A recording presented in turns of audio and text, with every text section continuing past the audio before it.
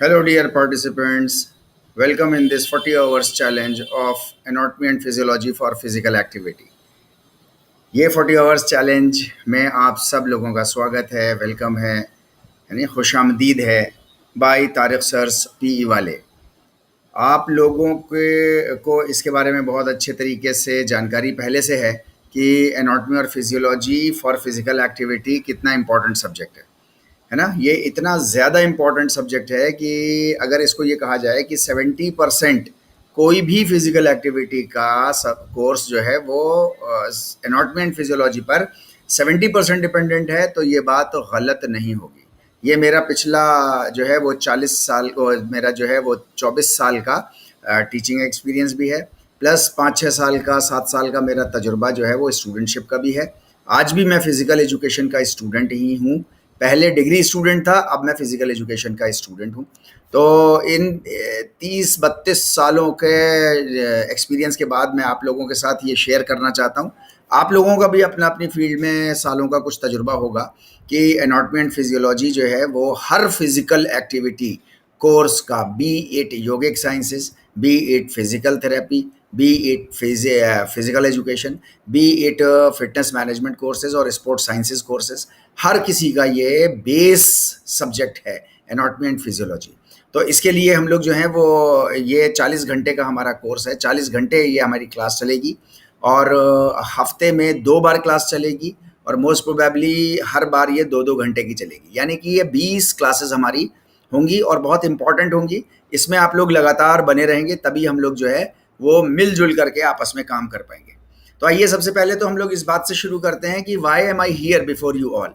मैं आप लोगों के सामने आखिर ये एनाटॉमी एंड फिजियोलॉजी सब्जेक्ट लेकर के क्यों आया हूँ। When I am a student of physical education, where as the anatomy and physiology is a medical subject, purely medical subject, technical subject. तो मैं क्यों आप लोगों के पास सामने हूँ?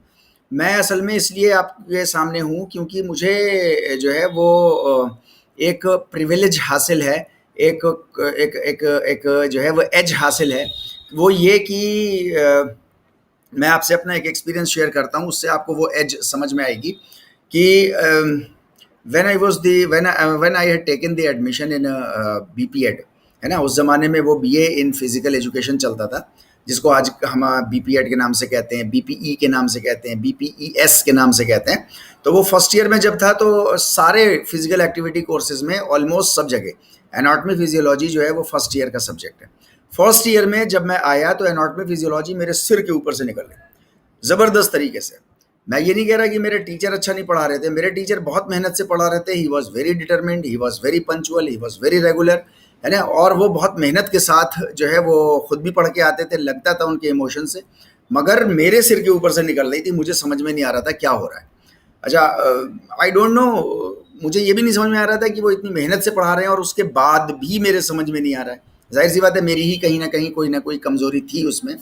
लेकिन बहरहाल मैंने अपने कुछ साथियों से बात करी जो मेडिसिन के थे, मैंने उनसे कहा कि तुम पढ़ा दो, उनसे पढ़ने की कोशिश की। लेकिन एनी हाउ उनसे भी मेरे बम्बार्डमेंट होता रहा एनाटॉमी का, फिजियोलॉजी का। मैंने आपके साथ अभी शेयर किया है कि anatomy and physiology is a very technical subject, और ये टेक्निकल सब्जेक्ट अपनी टर्मिनोलॉजी की वजह से ज़्यादा है, प्लेसमेंट नहीं कि कहाँ पे कोई चीज़ है। आँख अपनी जगह है, माथा अपनी जगह है, उंगलियां और उसके डिजिट्स अपनी जगह मौजूद है, सब कुछ अपनी जगह मौजूद है, लेकिन इसकी जो टर्मिनोलॉजी है वो बहुत टेक्निकल है। और टेक्निकल इसलिए है क्योंकि वो कुछ ग्रीक से ज़्यादा जो है वो है एफिलिएटेड है, वहाँ से सोर्स इसका ज़्यादा है, जिसकी वजह से हमारी रोज़मर्रा की ज़िंदगी में जो है वो एनाटॉमी की टर्मिनोलॉजी बोली नहीं जाती। अच्छा, एनाटॉमी जो है वो अपनी टर्मिनोलॉजी की वजह से थोड़ी सी टिपिकल लगती है नहीं। असल में हम लोग उतनी रेपिटेशन नहीं दे पाते जितना इसको देने का हक है।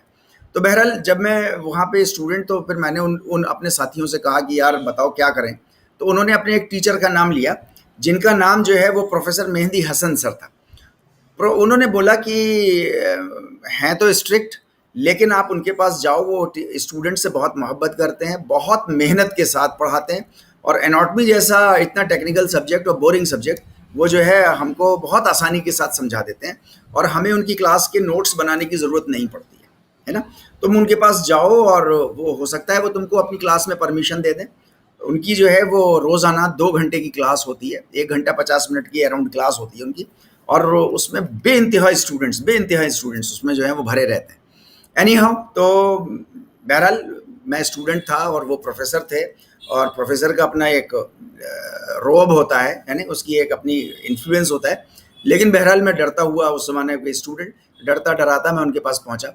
मैंने उनसे रिक्वेस्ट करी and he was very happy to find me कि अच्छा आप दूसरी सब कोर्स के हैं और आप एनाटॉमी पढ़ना चाहते हैं और इज़ वेरी गुड, और ये उन्होंने मुझे बहुत इनकरेज किया।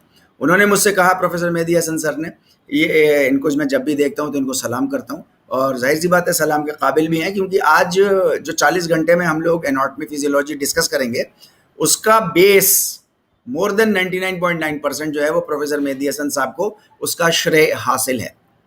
मैं इनके सामने नमन करता हूँ, मैं इनको जो है सलाम करता हूँ, इनको हमेशा नमस्ते बोलता हूँ जब भी इनकी फ़ोटो को देखता हूँ। तो बहरहाल मैं आप लोगों के साथ ये शेयर कर रहा था कि इन्होंने मुझको वेलकम किया, बहुत मतलब वार्म हार्टेड वेलकम किया इन्होंने, और उसके बाद उन्होंने मुझे इजाज़त दे दी अपनी क्लास में कि आप कल से आ जाइएगा। और बहरहाल वो किसी तरीके से उन्होंने मुझको समझाया क्या क्या होता है, कैसे कैसे होता है। फिर उसके बाद उन्होंने कहा कि आपको एक एप्रन खरीदना पड़ेगा, वो वाइट कलर का जो ड्रेस होती है ना ऊपर से कोट, वो खरीदना पड़ेगा। डॉक्टर्स जो स्टेथोस्कोप लगाए रहते हैं, बोले ये स्टेथोस्कोप आपको नहीं खरीदना है, नहीं, आपको सिर्फ ये खरीदना है। एनी हाउ, तो उन्होंने मुझे बड़ी हिम्मत बंधाई, और उसके बाद मैं खैर बहरहाल टाइम का बहुत क्रंच था। सुबह में कंडीशनिंग क्लास, स्पोर्ट्स की क्लासेस होती थी हमारी 6 बजे से 9:30 बजे तक। बहरहाल इनका जो है वो क्लास किसी तरीके से मैंने इनसे 10-15 मिनट ज़्यादा की टाइम मांगा। मैंने कहा सर मैं थोड़ा लेट आया करूँगा क्योंकि वहाँ मेरी क्लास होती है। तो इन्होंने मुझे टाइम दे दिया, इन्होंने रिलैक्स कर दिया मुझको, और हम लोग चले गए। बहरहाल मैं जाने लगा इनकी क्लास में। अब इनकी क्लास में जा कर के जो है वो शुरू में तो बिल्कुल स्ट्रेंजर था, किसी को किसी के बारे में कोई जानकारी नहीं, मेरे बारे में जानकारी नहीं। इन्होंने मुझको एक दिन क्या किया कि मेज़ पे खड़ा कर दिया इन्होंने, जो डेस्क होती है ना टीचर की, जिस पे रख करके वो रजिस्टर से अपने वो करता है, उस पे खड़ा कर दिया, और उन्होंने जो है वो मेरे बारे में कुछ कहना शुरू किया कि ही इज़ तारिक मुर्तज़ा, और ये he is from department of physical education and he is a student of BPEd के बैचलर ऑफ फिजिकल एजुकेशन, और ये इसलिए ऐसे ऐसे करके आए हैं and we all should welcome him, है ना। तो उस ज़माने में जो है वो क्या कहते हैं, इंट्रोडक्शन वगैरह यूनिवर्सिटी में बहुत चला करता था, लेकिन उन्होंने मना किया अपने स्टूडेंट्स को कि ये आपके जूनियर नहीं है और ये मेरे मेहमान हैं। उन्होंने इस तरीके से जो है वो लोगों को इंट्रोड्यूस कराया, ये मेरे मेहमान हैं और इनके साथ किसी भी तरीके की कोई भी इंट्रोडक्शन जो है वो JNMC कॉलेज के अंदर, जवाहरलाल नेहरू मेडिकल कॉलेज, अलीगढ़ मुस्लिम यूनिवर्सिटी का मेडिकल कॉलेज का नाम जवाहरलाल नेहरू मेडिकल कॉलेज है। इस मेडिकल कॉलेज के अंदर या बाहर कहीं पे भी इनके साथ कोई किसी तरीके का इंट्रोडक्शन नहीं होना चाहिए, ये मेरे मेहमान हैं। बहरहाल इन्होंने जो है तो उसके बाद से इन्होंने मुझको स्टडी अपने अंडर में ले लिया इन्होंने, और मैं इनकी कोर्स को जो है वो लगातार करता रहा। देखिए ये कैडेवर आपको नज़र आ रहा होगा, ये कैडेवर कहते हैं dead body of the human, है ना। तो ये ह्यूमन डेड बॉडी है। कैडेवरिक स्टडी के ऊपर जो है वो 1 साल पूरा मैंने इनके साथ, प्रोफेसर मेहदी हसन सर के साथ जो है वो कैडेवरिक स्टडी की है। उन्होंने जो है वो डिफरेंट ऑर्गन्स काटना सिखाए, डाइसेक्ट करना सिखाए, उनके बारे में स्टडी सबको कराई, मुझे भी कराई उन्होंने। और स्पेशली चूँकि मैं एक अलग से स्टूडेंट के हैसियत से इनके पास गया था, तो इन्होंने मेरे को रात में उस कैडेवर रूम की, एनाटॉमी डिपार्टमेंट का cadaver room professor Mehdi Hasan sir के अंडर में था, उन्होंने कैडेवर की मेरे लिए चाबी दे दी। मुझसे कहा कि आपको टाइम नहीं मिलता दिन भर, तो आप जो है वो रात में आकर के कैडेवर्स पे अकेले स्टडी कर सकते हो, जो दिन भर हम लोग पढ़ते हैं उसकी आप प्रैक्टिस कर सकते हो, क्योंकि और स्टूडेंट्स तो बाद में भी प्रैक्टिस कर लेते हैं, आप नहीं कर पाते, तो आप लिहाजा कर लेना आप। एक उन्होंने अलमारी रख दी, उसमें जो है वो 30-40 किताबें रख दी एनाटॉमी से रिलेटेड बेसिक लेवल की, जिसको मैं समझ सकूं आराम के साथ।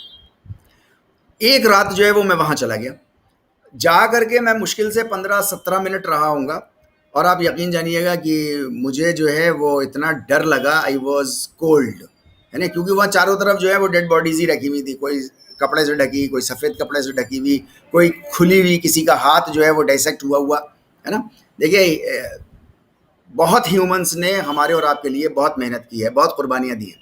ये जो कैडेवर्स हैं, ये जो डेड बॉडीज़ हैं जिस पे हम डिसेक्शन करके एनाटॉमी सीख रहे हैं या सीखी हैं लोगों ने, आज भी सीख रहे हैं, तो ये लोगों ने अपनी बॉडीज़ को डोनेट किया है। जैसे ब्लड डोनेट करते हैं, आँखें डोनेट करते हैं, इसी किडनी डोनेट करते हैं, इसी तरीके से जो है वो लोग अपनी पूरी बॉडीज़ डोनेट कर देते हैं।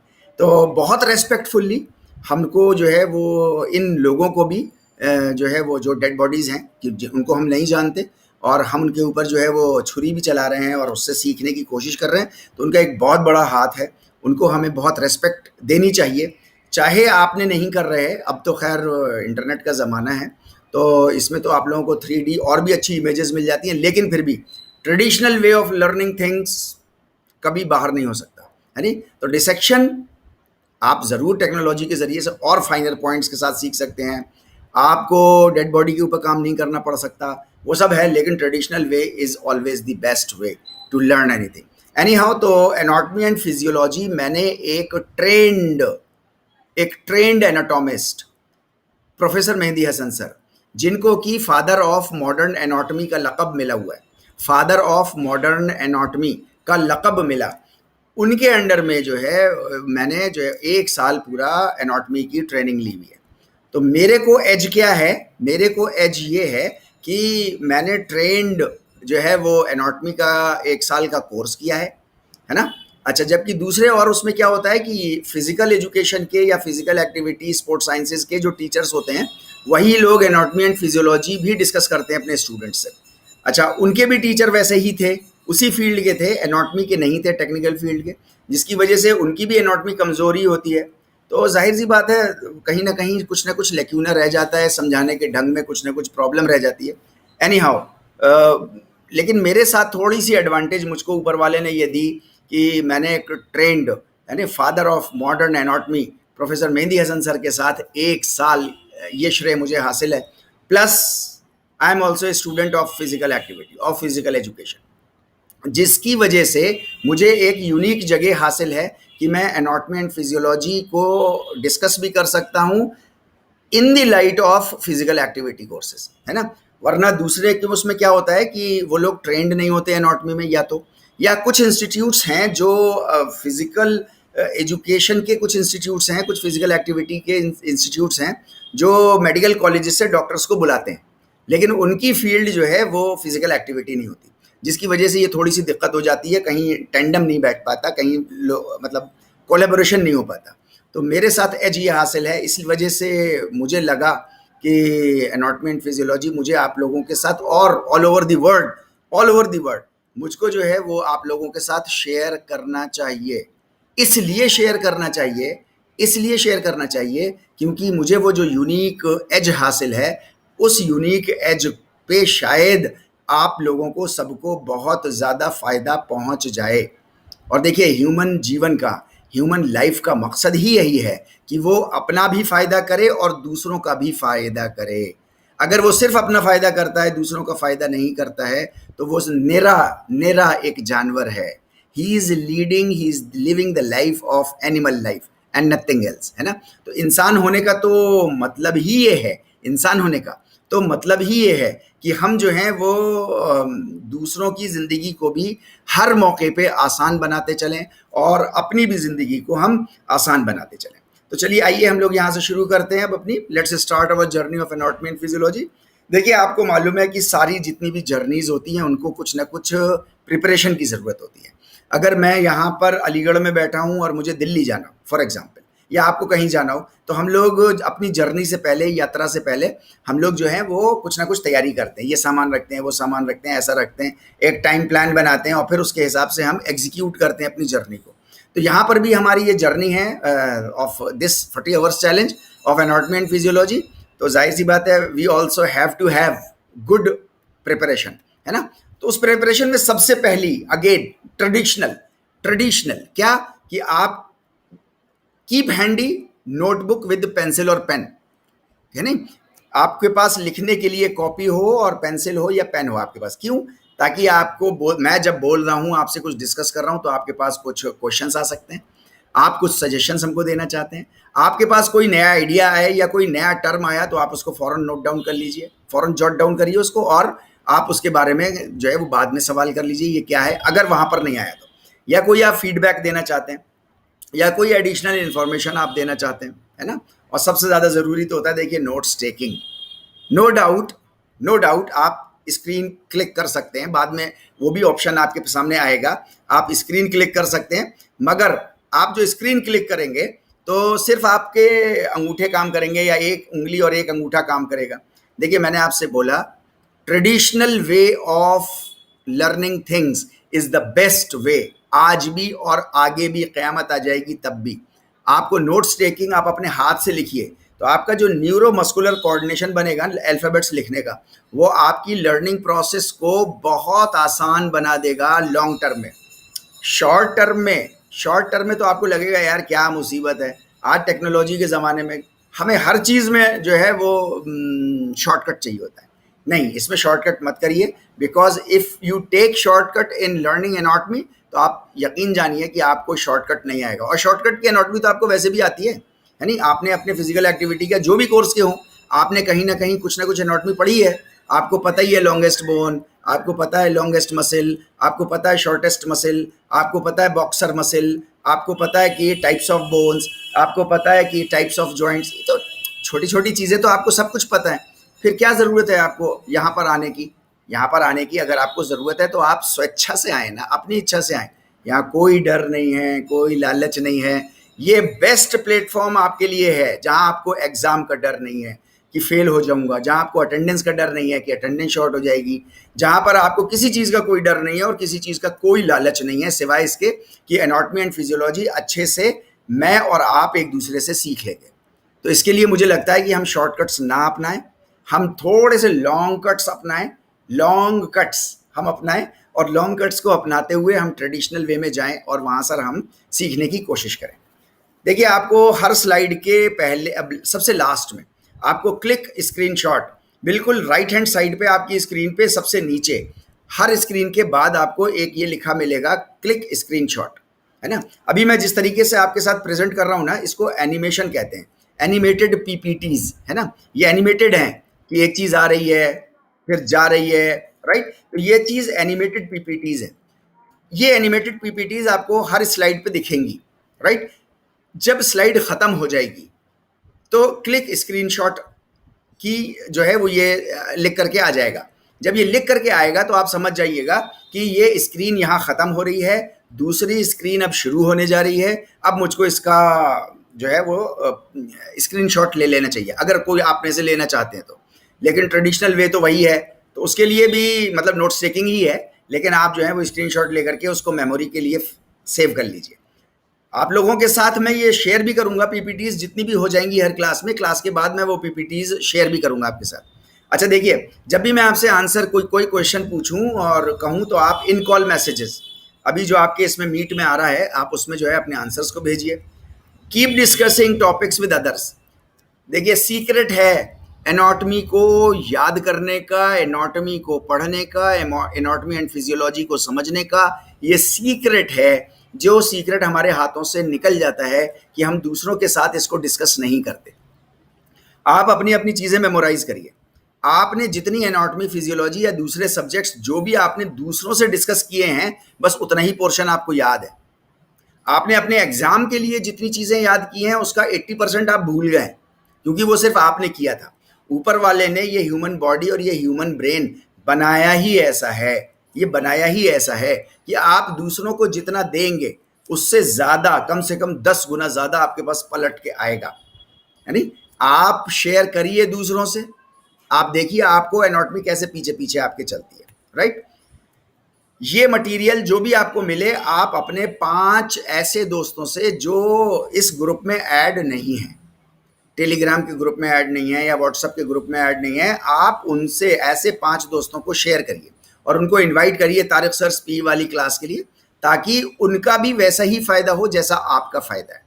देखिए, आप जितना ज़्यादा दूसरों का फ़ायदा करते चलेंगे उतना ज़्यादा आपका फ़ायदा होता चला जाएगा, और जितना आप सिर्फ अपने लिए सोचेंगे तो आपका फ़ायदा उतना ही कम होता रहेगा।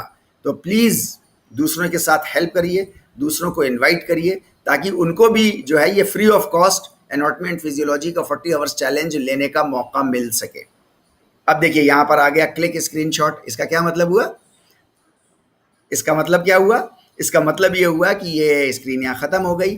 No more animation is coming right now on this very screen. अब हम लोग जो है वो अगली स्क्रीन के लिए चलेंगे। Okay, general introduction of anatomy, physiology and physical activity.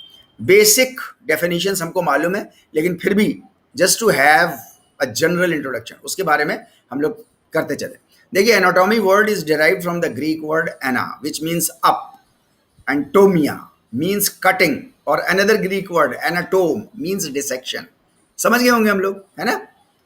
टोमिया कहते हैं कटिंग को, अप कहते हैं एना, एनाटोमी, एनाटोमिया मीन्स कटिंग अप। क्या चीज cutting up? Human body is cutting up. और क्या कटिंग अप? जिस चीज की भी आप एनाटॉमी पढ़ रहे हैं, है ना।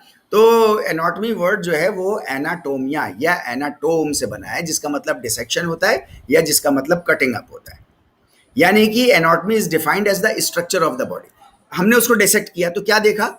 हमने स्ट्रक्चर देखा, कौन रोम्बॉइड है, कौन ट्रायंगुलर है, कौन रेक्टेंगुलर है, कौन राउंड है, कौन कैसा है शेप का है, किसकी प्लेसमेंट कहाँ पर लगी हुई है, कौन स्ट्रक्चर किसके स्ट्रक्चर को हेल्प कर रहा है, अटैच्ड है, ये सारी चीजें। तो anatomy is related with the structure of the body.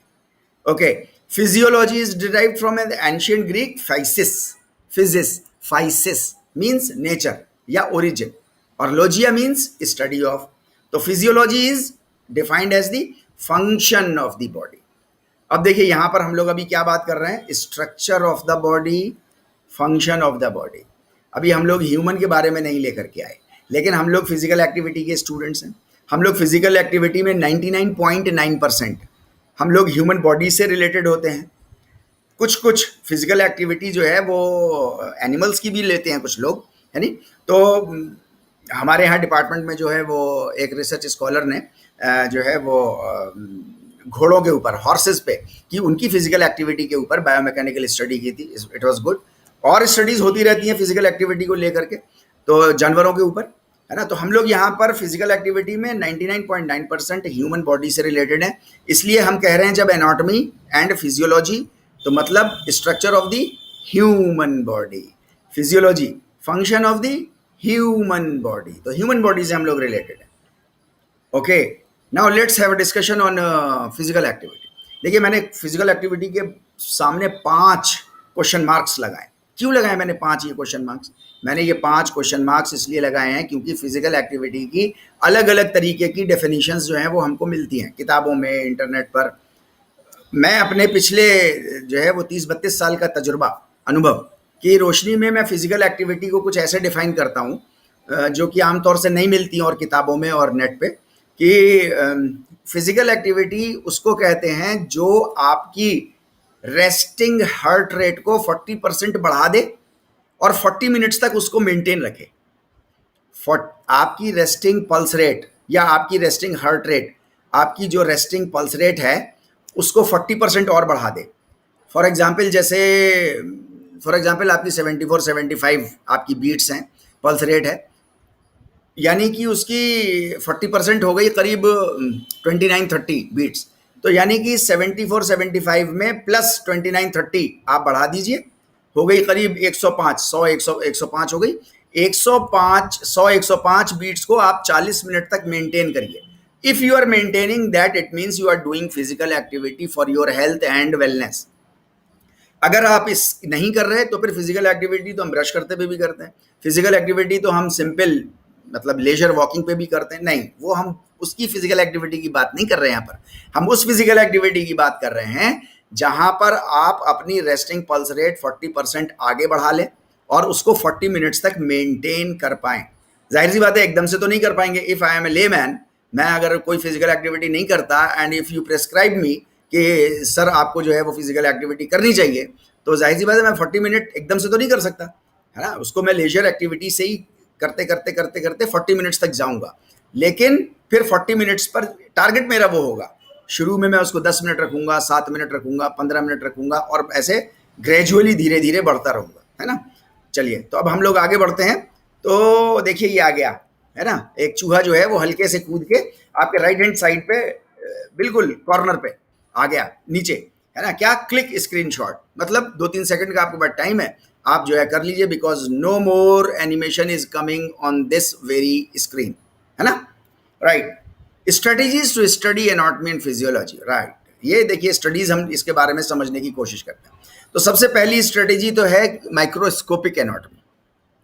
Microscopic anatomy नाम से हम लोग समझ गए होंगे, कोई टेक्निकल चीज नहीं है ये, है ना। जहां टेक्निकल होगी वहां पे मैं बताता चलूंगा आपको, उस पर मैं मेहनत करूंगा आपके साथ। आप भी मेहनत करिएगा, उसको आप बार बार टेक्निकल टर्म को आपको याद करना होगा, और याद करने का सबसे अच्छा तरीका है keep on repeating that term, यानी विद इट्स मीनिंग। आप उसको बार बार दोहराते रहेंगे, अपने से भी बुदबुदाएंगे, जिसको हम लोग कहते हैं ना जाप करना। तो एनाटॉमी के टर्म्स का जाप करेंगे और दूसरों के साथ शेयर करेंगे ताकि दूसरों की भी मदद हो सके।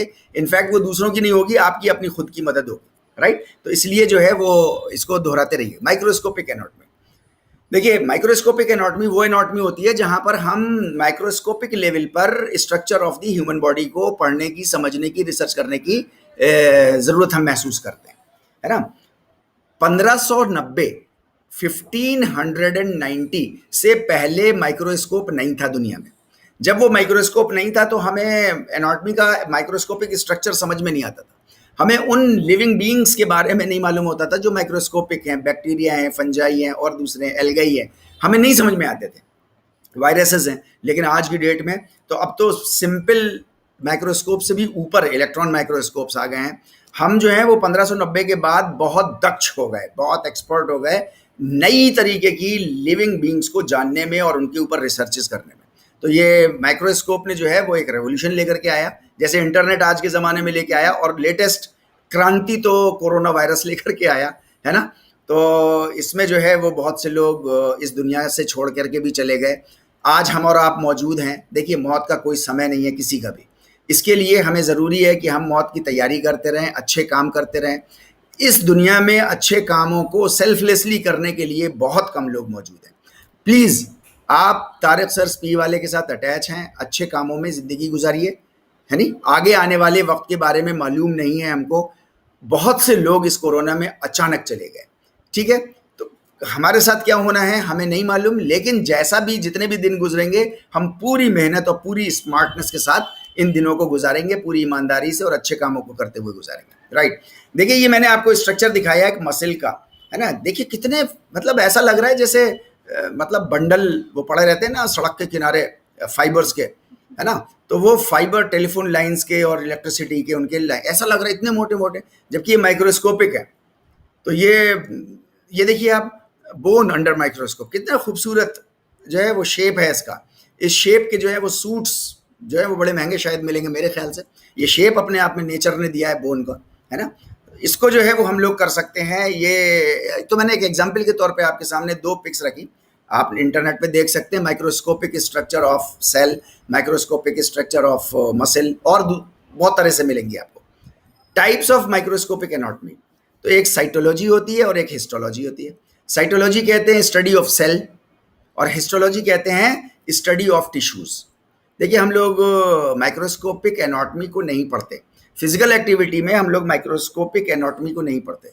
माइक्रोस्कोपिक एनाटॉमी को इसलिए नहीं पढ़ते क्योंकि हम लोग ओवरऑल मूवमेंट की बात करते हैं, है ना। डिपेंडेंट हमारा ओवरऑल मूवमेंट सेलुलर लेवल से ही होता है, गवर्नड वहीं से होता है, माइक्रोस्कोपिक एनाटॉमी से ही होता है, लेकिन हम लोग उसको नहीं पढ़ते, ठीक है। हमारा होता है ग्रॉस एनाटॉमी पे, हमारा सारा जोर जो है वो ग्रॉस एनाटॉमी पे।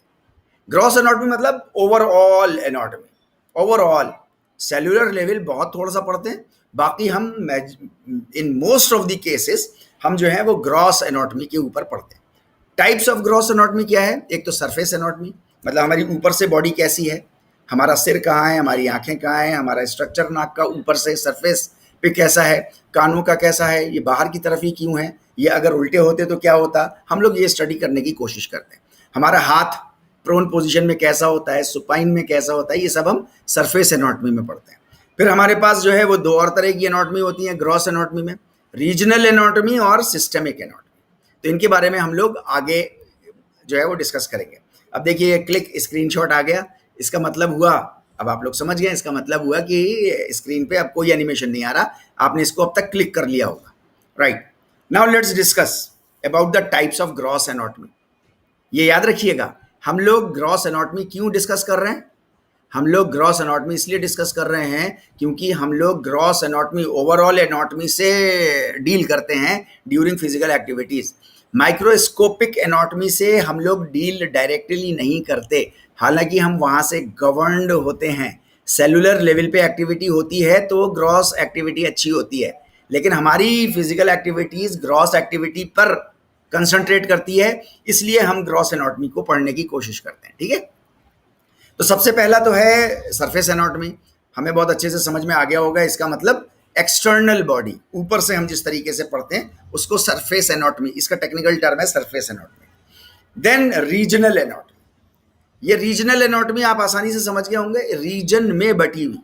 हमारी बॉडी जो है वो डिफरेंट रीजन्स में बटी हुई है, और ख़ास करके इसके 5 जो है वो मेजर रीजन्स हैं ह्यूमन बॉडी के। एक स्कल है, वो गर्दन तक यहाँ तक रहता है, ये सर का हिस्सा हमारा, इसमें चेहरा वेरा ये सब रहता है इसमें शामिल। ठीक है, फिर हमारा नेक है ना, यहाँ से ये जो नेक पे अगर आप उंगली डालो अंदर तो जो उंगली घुस जाती है यहाँ से लेके और यहाँ तक का हिस्सा हमारा जो है, ये सब इस कैसा हिस्सा है, कौन कौन सी स्पाइन है, गले में क्या क्या चीज़ें हैं, एसोफेगस है, फूड पाइप है, विंड पाइप है, ट्रेकिया है, क्या क्या चीज़ें, वेन्स कहाँ जा रही हैं, आर्टरीज कहाँ जा रही हैं, नर्व कौन कौन सी है, ये सब हम इसमें बात करते हैं। देन थोरैक्स, थोरैक्स कहते हैं ये सीने का आपका जो हिस्सा है, जहाँ तक आपकी रिबकेज का हिस्सा जाता है, ये थोरैक्स का हिस्सा कहलाता है। देन जहाँ से हमारी फॉल्स रिब्स नीचे से जाती हैं और हिप जॉइंट तक, ये लुम्बोसैक्रल कहलाता है।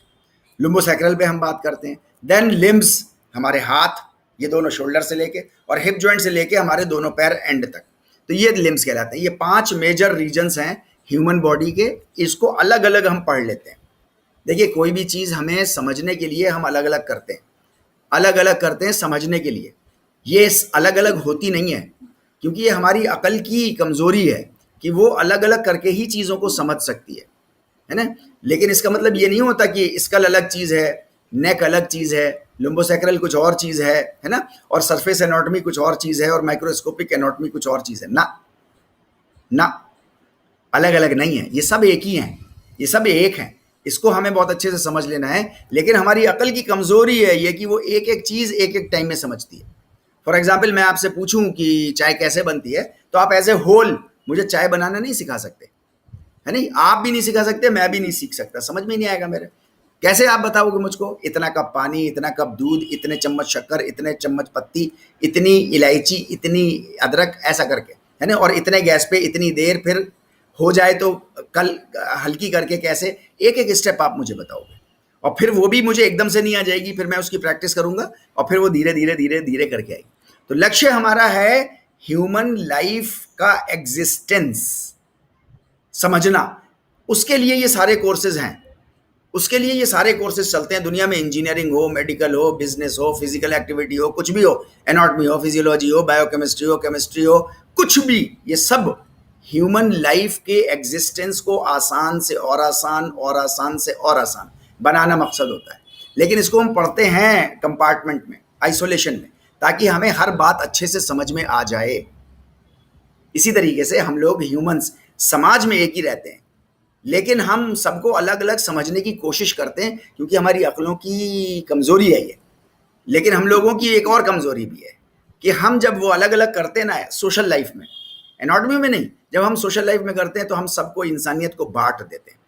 अच्छा, जब इंसानियत को हम बांट देते हैं तो आप यकीन जानिए इंडियन कल्चर से तो हम बिल्कुल कट जाते हैं कि ये हिंदू है, ये मुस्लिम है, ये ईसाई है, ये नास्तिक है, ये आस्तिक है, हर उसमें काट देते हैं। और फिर एक रीजन, एक कम्युनिटी पर्टिकुलर, कोई भी XYZ है नहीं, एक को हम मान रहे हैं, बाकी को हम जो है रिजेक्ट कर रहे हैं, बाकी से हम नफरत कर रहे हैं। किससे नफरत कर रहे हो यार? आपस में अगर मानव मानव से नफरत करता है तो इसका मतलब ये नहीं होता कि एक इंसान दूसरे इंसान से कर रहा है। देखो, ऊपर वाले ने अपने हाथों से मुझको और आपको बनाया है, तमाम इंसानों को बनाया है। अगर आप किसी से नफरत करते हो तो बनाने वाले से नफरत कर रहे हो, है नहीं, और बनाने वाले से नफरत करने वाले कभी पनप नहीं पाएंगे, और नहीं पनप पा रहे इसका सबूत है हमारे समाज को आज देख लो क्या हो रहा है ना। तो हमें सबको अलग अलग समझना है ताकि एक साथ अच्छे से रह सकें। जैसे सरफेस एनाटॉमी को अच्छे से समझना है, रीजनल एनाटॉमी के रिलेशन में समझना है, माइक्रोस्कोपिक एनाटॉमी के रिलेशन में समझना है, ताकि सब एक दूसरे के साथ हम अच्छे से समझ सकें, एक दूसरे पर रिसर्च कर सकें, और एज ए होल हमको ह्यूमन बॉडी हमको समझ में आ जाए, राइट। तो ये रीजनल एनाटॉमी में हम लोग इंटर रिलेशनशिप की स्टडी करते हैं ऑफ ऑल द स्ट्रक्चर्स, है ना, इन अ पर्टिकुलर रीजन। कैसे सारी मसल्सेज, एक रीजन की सारी नर्व, सारा ब्लड वेसल्स और दूसरे स्ट्रक्चर्स कैसे एक दूसरे के साथ मिल करके काम कर रहे हैं, है ना। तो ये रीजनल एनाटॉमी में हम लोग डिस्कस करते हैं। Then comes systemic anatomy. Systemic anatomy के बारे में मैं आप लोगों से एक बात बहुत इंपॉर्टेंट डिस्कस कर दूं। पीछे कई सालों का तजुर्बा है मेरा कि सिस्टेमिक एनाटॉमी जब भी आप दूसरों को बताओगे तो ज्यादा चांसेस इस बात के हैं कि आप इसको सिस्टेमिक एनाटॉमी ना कह के सिस्टेमैटिक एनाटॉमी कह दो। Systematic anatomy, systematic anatomy is not a systematic anatomy. ये सिस्टेमेटिक नहीं है ना, ये सिस्टेमिक है। क्योंकि हम लोग अपनी जनरल लाइफ में सिस्टेमेटिक वर्ड ज्यादा इस्तेमाल करते हैं, सिस्टेमिक एनाटॉमी के लिए इस्तेमाल होता है, इसलिए हमारे मुंह से सिस्टेमिक बोलते पे बोल देते हैं हम सिस्टेमैटिक। आप भी बोलोगे, अगर दूसरों को आप बताओगे शुरू में तो आपसे भी ये गलती हो जाएगी, बिना जाने बूझे सिस्टेमिक को आप सिस्टेमैटिक बोल दोगे। अच्छा, लेकिन वो गलती बड़ी प्यारी गलती होगी, क्योंकि आप जैसे ही वो गलती बोलोगे तो फिर आपको सही करने का मौका मिलेगा, और जैसे ही सही करने का मौका मिलेगा तो आपकी टेम्परेरी लर्निंग से वो परमानेंट लर्निंग में चली जाएगी, आपकी सिस्टेमिक एनाटॉमी। तो अब फिर आप उसको सिस्टेमेटिक नहीं बोलोगे, लेकिन शुरू में 2-4 बार बोलोगे उसको, है ना, उसमें कोई बात नहीं है, उसको एंजॉय करिएगा उस गलती को, और उसको सिस्टेमिक एनाटॉमी में आप उसको कन्वर्ट कर लीजिएगा। देखिए, इसको सही अंदाज में कहने का एक और तरीका भी है जो इंडियन कल्चर ने दुनिया में तमाम इंसानों को सबसे पहले सिखाया था। आज हम भूल गए, खुद ही भूल गए। जब हमें नहीं याद है तो तमाम मानवता क्यों उसको याद रखे? और वो था 108 बार किसी चीज को दोहराना, किसी चीज को याद करना। उसको हम लोग रिलीजियस फील्ड में जाप कहते हैं, जाप करना, उस पर चिंतन मनन करना। 108 की माले की, 108 दाने की एक माला मिलती है, मार्केट में आप चले जाओ, है नहीं, वहां पर आप देखो इंडियन कल्चर के जितने भी, वहां पर आपको बहुत सारी चीजें मिलेंगी। वहां पर आपको जो है वो 108 दाने की माला भी मिलेगी, आप वो ले आओ। मेरे पास 108 दाने की माला है नहीं। कोई भी वर्ड मुझको अगर मुश्किल पहले भी लगता था और आज भी लगता है अगर, तो कोई भी, चाहे इंग्लिश का हो, किसी भी फील्ड का, मैं उस पर जो है वो बोलने की कोशिश करता हूँ, 108 बार दोहराता हूँ।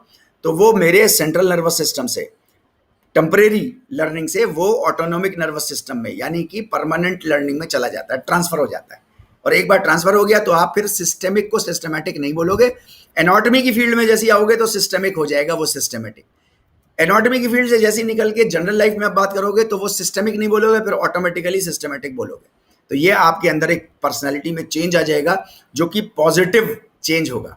तो ये सिस्टेमिक एनाटॉमी जो है वो different systems of the body, आप पढ़ते हो ना, skeletal system, muscular system, nervous system, endocrine system, और कौन कौन से सिस्टम, ब्ला ब्ला ब्ला, आपको बहुत ज़्यादा अच्छे से याद है ना, वो सारे सिस्टम्स, उन सिस्टम्स को पढ़ना।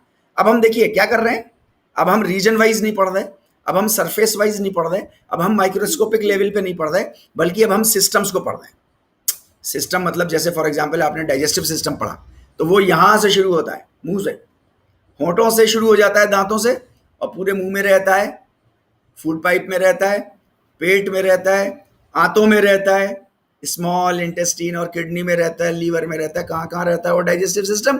तो वो एक सिस्टम है जो different regions of the body में गया हुआ है, डिफरेंट रीजन्स, यहाँ से लेकर के और यहाँ तक, वो लिम्बोसैक्रल तक रहता है ना।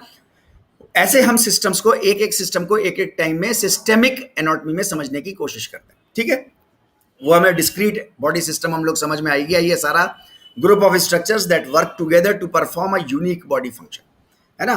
और name of the systems of the body तो हमको और आपको सबको मालूम ही है, वो 10-11 होते हैं, उसके बारे में हम लोग आगे भी डिस्कस करेंगे इसके बारे में।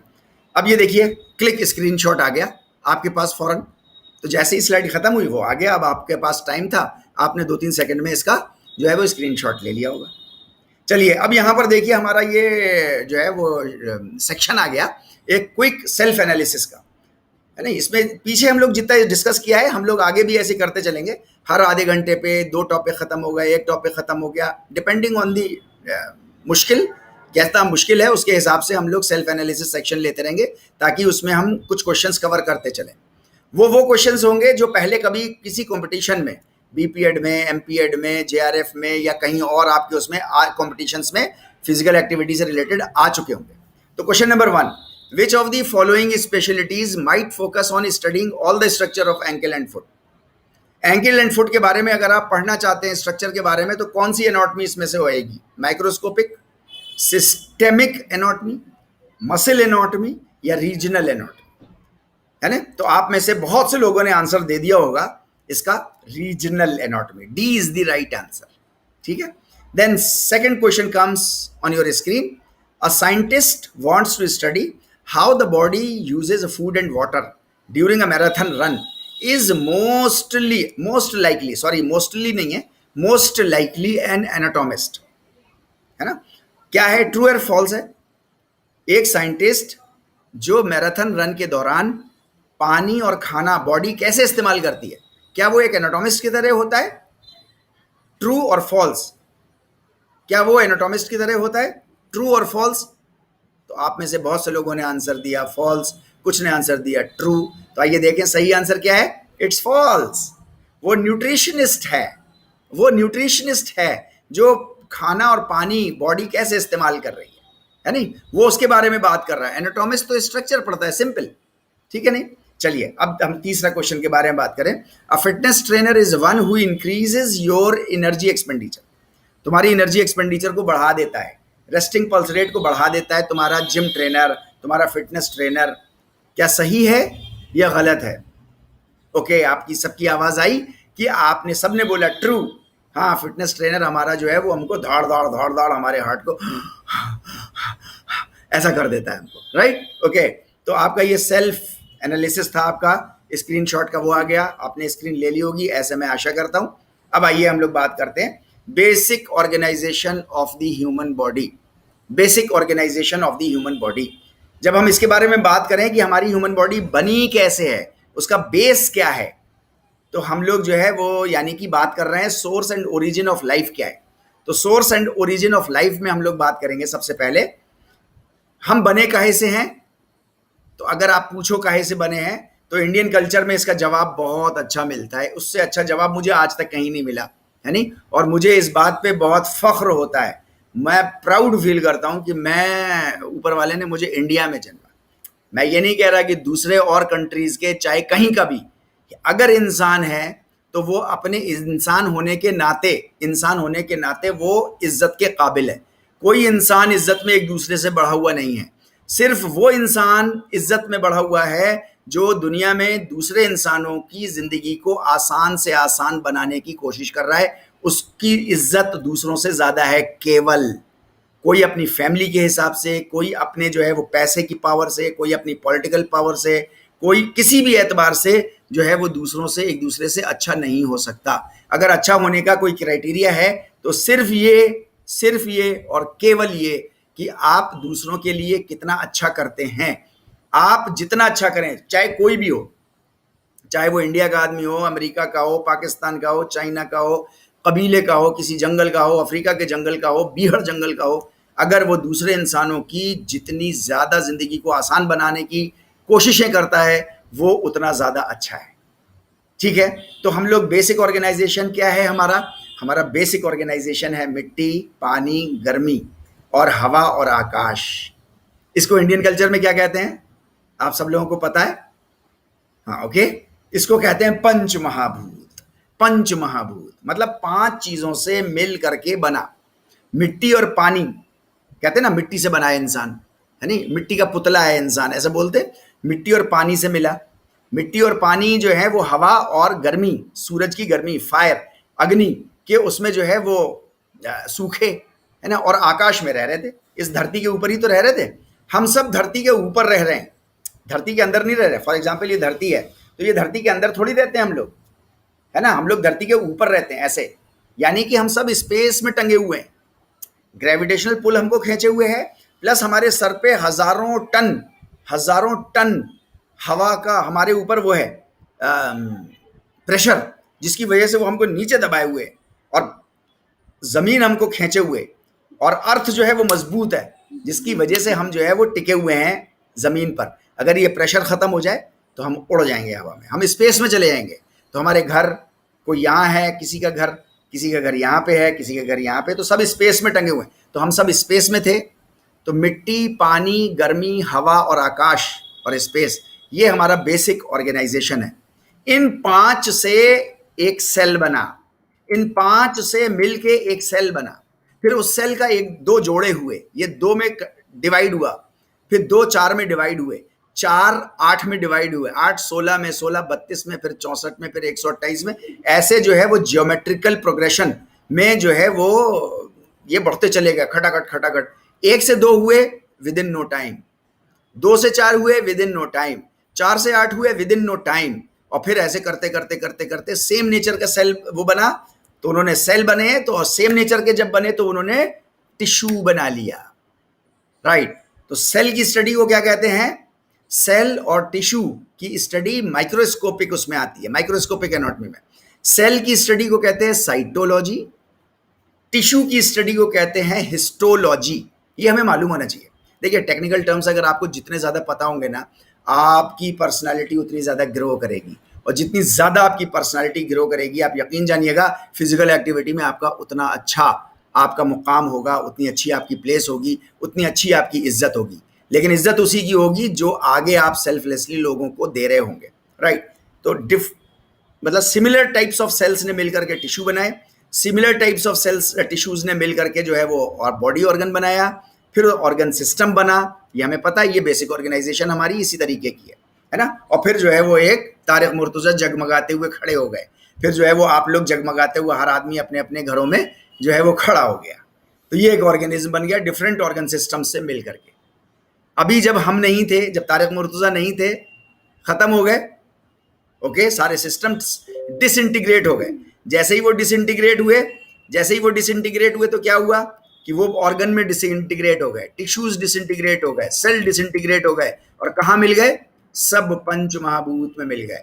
मिट्टी वाला पोर्शन मिट्टी में, पानी वाला पानी में, गर्मी वाला गर्मी में, हवा वाला हवा में, और स्पेस में सब चले गए। सब स्पेस में ही है तो स्पेस में सब चले गए, राइट। फिर उसके बाद जब बने तो फिर सेल बना, फिर वो टिश्यू बना, फिर वो बॉडी ऑर्गन बना, फिर वो बॉडी ऑर्गन सिस्टम्स बने, और डिफरेंट सिस्टम्स बन करके तारिक मुर्तज़ा फिर जगमगा के खड़े हो गए, राइट। तो इसके बारे में जो है वो ये देखिए कितनी इंपॉर्टेंट चीज़ है। आज और हम और आप क्या कहते हैं? आज हम और आप कहते हैं, ये पहले सोचना मुश्किल था, आज हमारे लिए बहुत आसान है। हम क्या कहते हैं? क्या हम जब मर जाएंगे तो उसके बाद फिर हम जिंदा कर दिए जाएंगे? हाँ, फिर जिंदा कर दिए जाओगे। हाँ, फिर जिंदा कर दिए जाओगे। तो पूछने वाले पूछते हैं कैसे? तो आप बताओ कैसे आप पहले पैदा हो गए थे? आप बताओ। आप ये देखो, ये मिट्टी, ये पानी, मिट्टी, पानी, गर्मी, ये हवा, ये आकाश, आप मुझे बताओ ये जिंदा चीजें हैं या नॉन लिविंग है? लिविंग है या नॉन लिविंग है जी? हाँ, ये सब नॉन लिविंग है। आप देखो, इन 5 महाभूत से बने ना सब। साइंस भी मानती है, सिर्फ ऐसा नहीं इंडियन कल्चर के लोग मानते हैं बेवकूफ़ है। बेवकूफ़ नहीं, बहुत इंटेलिजेंट थे हमारे ऋषि मुनि, बहुत इंटेलिजेंट थे, उन्होंने बड़ा काम किया है। आप उनको ऋषि मुनि सिर्फ रिलीजियस सेंस में कहते हो, मैं तो उनको कहता हूँ कि वो पॉलिटिशियंस भी थे। पॉलिटिशियन उस सेंस में नहीं जिस सेंस में आज के पॉलिटिशियंस हैं, है नहीं।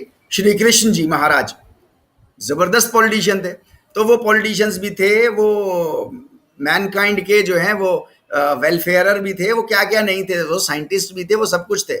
उन्होंने हमको बताया, साइंस भी आज हमको बताती है कि इनसे मिलके सेल बनाए। अच्छा, सेल जो है वो लिविंग बीइंग है। अब आप देखो, नॉन लिविंग से लिविंग बीइंग बना दिया ऊपर वाले ने। सेल की अपनी एक खासियत है, सेल्स की अपनी एक खासियत है, अपनी कॉम्प्लेक्सिटी है, अचरज भरा हर सेल होता है। आप उसके बारे में कभी माइन्यूट स्टडी करेंगे ना साइटोलॉजी में, तो आप देखेंगे, आप हैरत अंगेज उसमें देखेंगे। 40 आवर्स का ये चैलेंज ले लिए, उसके बाद आप एक सेल के बारे में पढ़ने की कोशिश करिएगा। आप देखिएगा, आप 100 घंटे भी लगा देंगे तो सेल के बारे में आपकी स्टडी नहीं खत्म होगी, यानी ये 40 आवर्स का चैलेंज हमारा बहुत छोटा है, बहुत छोटा है। अगर आप 10 साल भी एनाटॉमी फिजियोलॉजी पढ़ोगे तो एनाटॉमी फिजियोलॉजी पूरी नहीं होगी। हम लोग इस कोर्स में बहुत कोशिश करेंगे उसको प्रैक्टिकली फिजिकल एक्टिविटी के दौरान जो एनाटॉमी और फिजियोलॉजी से हमें वास्ता पड़ता है, हम डील करते हैं, हम उसको लेंगे। आप देखो तो क्या हुआ कि नॉन लिविंग से लिविंग बना दिया ऊपर वाले ने, फिर उस लिविंग से और लिविंग और लिविंग और लिविंग, और एक दुनिया की सबसे कॉम्प्लेक्स मशीन बना दी। दुनिया की सबसे कॉम्प्लेक्स मशीन आप साइंटिस्टों से पूछो तो कहते हैं वो ह्यूमन बॉडी है, वो बना दी। अब आप बताओ, जब आप जो है वो नॉन लिविंग से लिविंग वो उसने बना दिया, तो आप मुझे बताओ, अच्छा किसी चीज़ का पहली बार बनाना मुश्किल होता है या दूसरी बार का बनाना मुश्किल होता है? किसी भी नई चीज़ का तो आप कहोगे कि पहली बार का बनाना मुश्किल होता है। तो जब उसने पहली बार नॉन लिविंग से लिविंग बना दिया, फिर आप डिसइंटीग्रेट हो गए, और डिसइंटीग्रेट होके सब फिर पंच महाभूत में चले गए, और फिर नॉन लिविंग हो गए। तो फिर जब आप पहली बार बन गए ना आज हम, जब आप पहली बार बन गए तो अब बनने में क्या परेशानी है? दोबारा या तिबारा बार बार बनने में आपको क्या परेशानी आएगी? तो ऐसा मत सोचिए। इसके ऊपर ईमान रखिए, इसके ऊपर यकीन रखिए, विश्वास रखिए कि हर कर्म का बदला हमको और आपको देना है।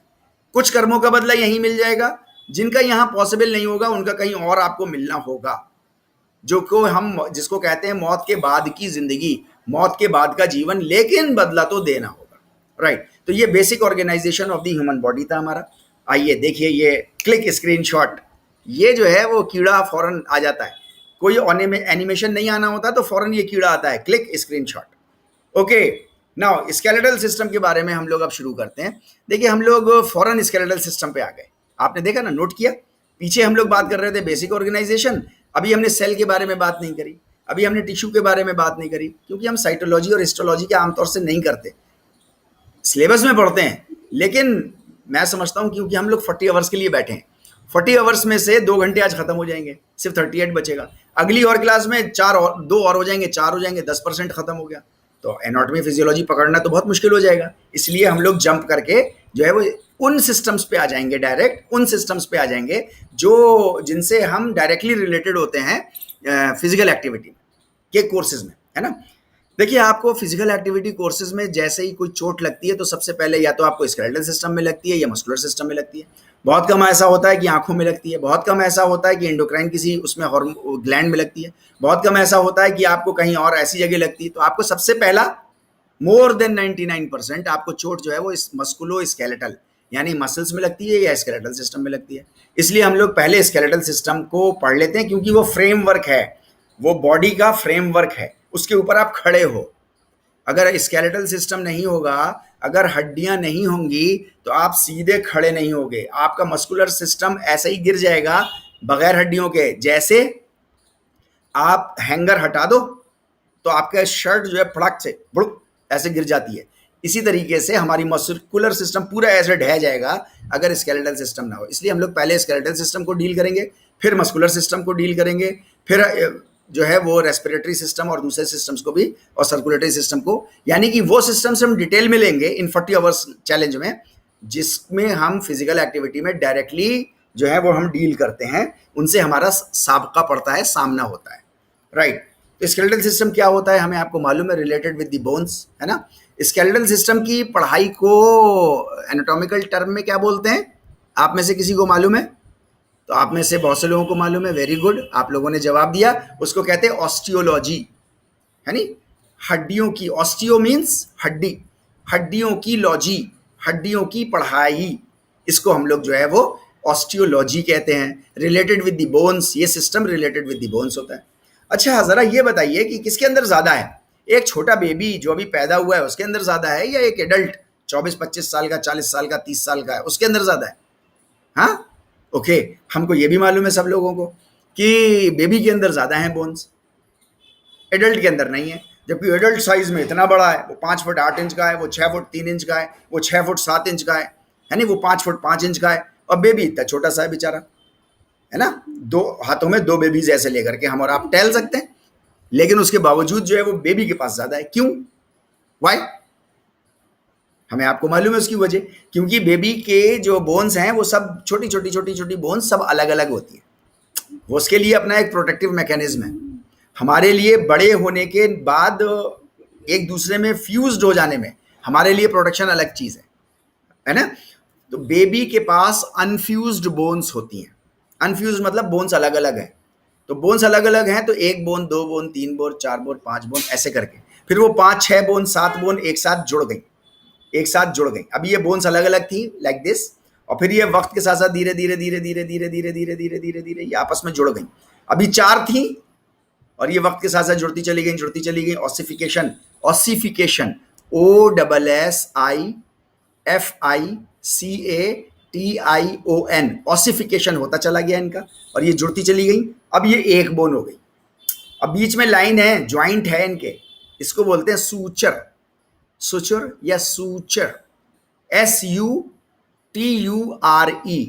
आपने सिर की हड्डी देखी होगी, आप स्कल गूगल पे डालिएगा, गूगल एंगल पे, और स्कल लिखिएगा और उसमें इमेजेस पे जाइएगा तो आपको देखिए दिखेंगे ना आपको line line line line line line line line सी, है नहीं, तो वो तो है सूचर। तो वो क्या होते हैं, वो फ्यूज्ड हो जाती हैं बोन्स, जहां से बोन्स फ्यूज्ड हो जाती हैं वहां पे वो लाइनें लाइनें बना देती हैं, जैसे सिलाई हो गई 2 बोन्स की आपस में, ठीक है, तो बेबी के पास वो बोन्स अलग अलग थी। फेस में 14 बोन्स हैं, लेकिन वो सब अब एक ही। अब आपको कितनी बोन्स दिखाई देती फेस में? तो आप देखो, आपको बोन्स दिखाई देंगे, आपको तो सिर्फ ज्यादा से ज्यादा एक बोन हिल रही है, जॉ बोन हिल रही है, बाकी नहीं। ये सब जैम पैक हैं 14, लेकिन हैं अब दो। एक तो ये अलग है, सब फ्यूज हो गई, और एक अलग है, यहां से हिल रही है, बस इसके अलावा कुछ नहीं है। तो ये हमारे पास ये दो बोन्स, 14 बोन्स में से अब दो बोन्स बची, है नहीं। यहाँ 7 बोन्स थी, ये एक ही बोन रह गई।